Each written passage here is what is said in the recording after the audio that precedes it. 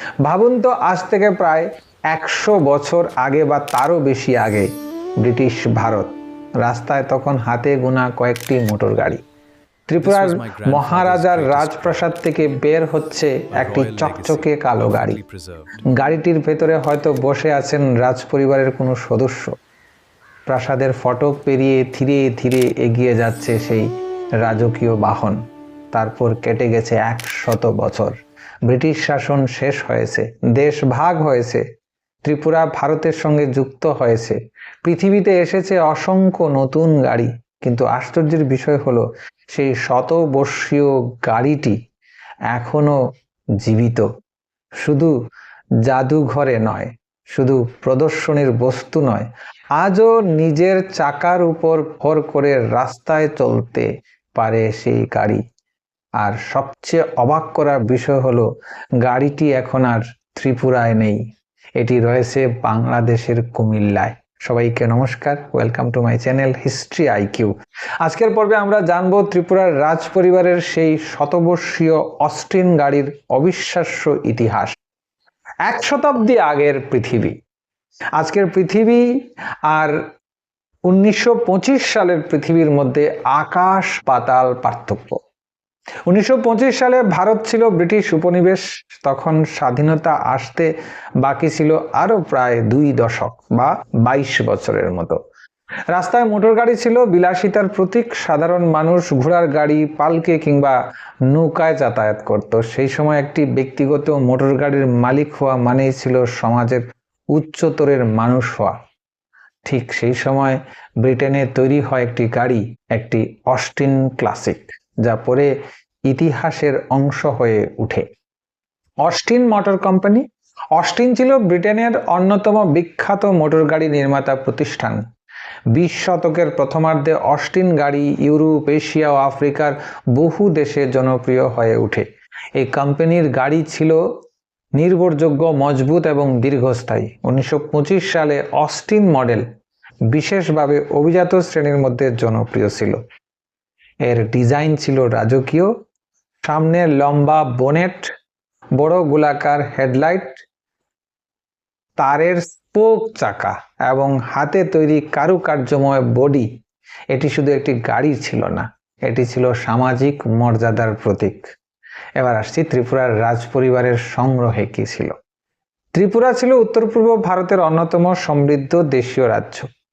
মাণিক্য রাজবংশ শতাব্দীর পর শতাব্দী ধরে এই রাজ্য শাসন করছে।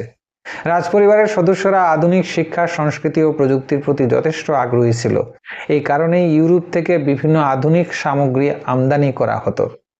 সেই সময় এই অস্টিন গাড়িও ত্রিপুরার রাজপরিবারের সংগ্রহে আসে। রাজকীয় অনুষ্ঠানে, অতিথি অভ্যর্থনায় এবং বিশেষ যাতায়াতে এটি ব্যবহৃত হতো বলে জানা যায়। সম্ভবত আগরতলার রাজপ্রাসাদের সামনে দাঁড়িয়ে থাকা এই গাড়িটি একসময় ছিল রাজকীয় ক্ষমতা ও ঐশ্বর্যের প্রতীক। এবার ইতিহাসের মোড় কোন জায়গায় ঘুরে যায় সেই বিষয়ে আলোচনা করছি। ইতিহাস কখনো একই জায়গায় থেমে থাকে না। ত্রিপুরা রাজ্যের রাজনৈতিক ও অর্থনৈতিক পরিস্থিতি সময়ের সঙ্গে সঙ্গে বদলাতে থাকে। 1940-এর দশকে বিশ্বযুদ্ধ, রাজনৈতিক অস্থিরতা এবং প্রশাসনিক পরিবর্তনের সময় অনেক পুরনো সম্পদ বিক্রি বা নিলামে তোলা হয়। আর এই সময় ঘটে এক ঐতিহাসিক ঘটনা। ত্রিপুরার রাজপরিবার তাদের কিছু সম্পদ নিলামে তুলে, আর সেই নিলামের অংশ নেন কুমিল্লার বিশিষ্ট পরিবহন ব্যবসায়ী নিজামুদ্দিন আহমেদ। নিজামুদ্দিন আহমেদ ছিলেন দূরদর্শী ব্যবসায়ী। তিনি শুধু ব্যবসার দিক থেকে নয়, ইতিহাস ও ঐতিহ্যের মূল্যও তিনি বুঝতেন। নিলামে তিনি এই অস্টিন গাড়িটি কিনে নেন। তখন হয়তো কেউ কল্পনাও করেনি যে একদিন এই গাড়ি 100 বর্ষ অতিক্রম করবে। ত্রিপুরা থেকে কুমিল্লায় নিয়ে আসা হয় গাড়িটি। এরপর শুরু হয় তার জীবনের দ্বিতীয় অধ্যায়। রাজপ্রাসাদের গাড়ি হয়ে ওঠে এক ঐতিহাসিক পারিবারিক সম্পদ। 1947 সালে ভারত বিভক্ত হয়। জন্ম হয় পাকিস্তানের। কুমিল্লা চলে যায় পূর্ব পাকিস্তানের অধীনে। এই সময় বহু পরিবার, বহু সম্পদ, বহু ইতিহাস হারিয়ে যায়। কিন্তু আশ্চর্যের বিষয় হলো, এই গাড়িটি এখনো টিকে আছে। সে দেখেছে দেশভাগ, সে দেখেছে নতুন রাষ্ট্রের জন্ম, সে দেখেছে সমগ্র চাকলা রোশনাবাদ কিভাবে ত্রিপুরার রাজার হস্তচ্যুত হয়েছে, সে দেখেছে ত্রিপুরার রাজার প্রজা কিভাবে উদ্বাস্তু হয়ে ত্রিপুরাতে প্রবেশ করেছে, সে দেখেছে রাজনৈতিক উত্থান পতন। একটি গাড়ি হয়েও সে যেন ইতিহাসের নীরব সাক্ষী। 1971 সালের বাংলাদেশের মুক্তিযুদ্ধ শুরু হয়, সারা দেশে যুদ্ধের আগুন জ্বলছিল, কুমিল্লাও ছিল সংঘর্ষের গুরুত্বপূর্ণ এলাকা। সে ভয়াবহ সময়েও পরিবারের সদস্যরা গাড়িটিকে রক্ষা করেন, কারণ তারা জানতেন এটি শুধুমাত্র একটি যানবাহন নয়, এটি ইতিহাস, এটি স্মৃতি, এটি একটি যুগের প্রতিনিধি, 100 বছরের রক্ষণাবেক্ষণের একটি বস্তু। সাধারণত গাড়ির আয়ু 10 থেকে 15 বছর, খুব বেশি রক্ষণাবেক্ষণ করলে 20 থেকে 30 বছর, কিন্তু 100 বছর, এটা প্রায় অবিশ্বাস্য। এই অস্টিন গাড়িটি আজও সচল থাকার মূল কারণ হলো নিয়মিত রক্ষণাবেক্ষণ। প্রজন্মের পর প্রজন্ম ধরে পরিবারের সদস্যরা এটিকে যত্নে রেখেছেন। যে যন্ত্রাংশ নষ্ট হয়েছে তার মেরামত করা হয়েছে, যেখানে সম্ভবত মূল কাঠামো অক্ষুণ্ণ রাখা হয়েছে, ফলে আজও গাড়িটি ঐতিহাসিক সৌন্দর্যে ভরপুর।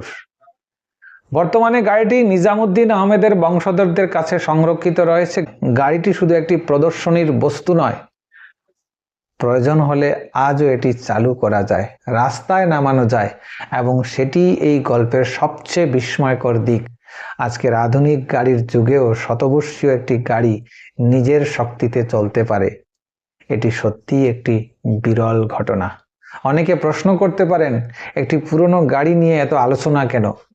কারণ এই গাড়িটি শুধু একটি যানবাহন নয়, এটি ত্রিপুরার রাজকীয় ইতিহাসের অংশ, এটি ব্রিটিশ ভারতের স্মৃতি, এটি দেশভাগের সাক্ষী, এটি বাংলাদেশের জন্মের সাক্ষী, এটি প্রায় 1 শতাব্দীর সামাজিক ও রাজনৈতিক পরিবর্তনের নীরব দর্শক। এমন ঐতিহাসিক সম্পদ পৃথিবীতে খুব কম জায়গায় টিকে আছে। বিশ্বের উন্নত দেশগুলির শতবর্ষীয় গাড়িগুলিকে জাতীয় ঐতিহ্য হিসেবে সংরক্ষণ করা হয়, বিশেষ করে জাদুঘর তৈরি করা হয়। গবেষকরা এইসব নিয়ে গবেষণা করেন, কারণ এগুলি শুধু প্রযুক্তির ইতিহাস নয়, এগুলি সমাজ, অর্থনীতি ও সংস্কৃতির ইতিহাসও বহন করে। ত্রিপুরার রাজ পরিবারের এই অস্টিন গাড়িটিও সেই মর্যাদা পাওয়ার যোগ্য। আজকের গল্পটি শুধুমাত্র একটি গাড়ির গল্প নয়, এটি সময়ের গল্প, এটি ইতিহাসের গল্প, এটি স্মৃতি সংরক্ষণের গল্প।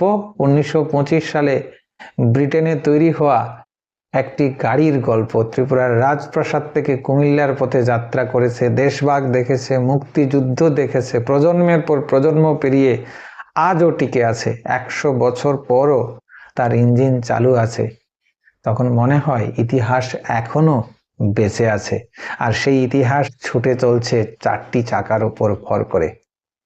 ত্রিপুরার রাজপরিবারের এই শতবর্ষীয় অস্টিন গাড়ির গল্প আপনাদের কেমন লাগলো কমেন্টে অবশ্যই জানাতে ভুলবেন না। ত্রিপুরা, কুমিল্লা, উত্তর পূর্ব ভারত এবং বাংলার বিস্তৃত ইতিহাস নিয়ে আরও ভিডিও দেখতে হিস্ট্রি আইকিউ চ্যানেলটি সাবস্ক্রাইব করুন। ইতিহাস জানুন, ঐতিহ্যকে বাঁচিয়ে রাখুন। হিস্ট্রি আইকিউ এর সঙ্গে থাকুন। নমস্কার, সবাই ভালো থাকবেন।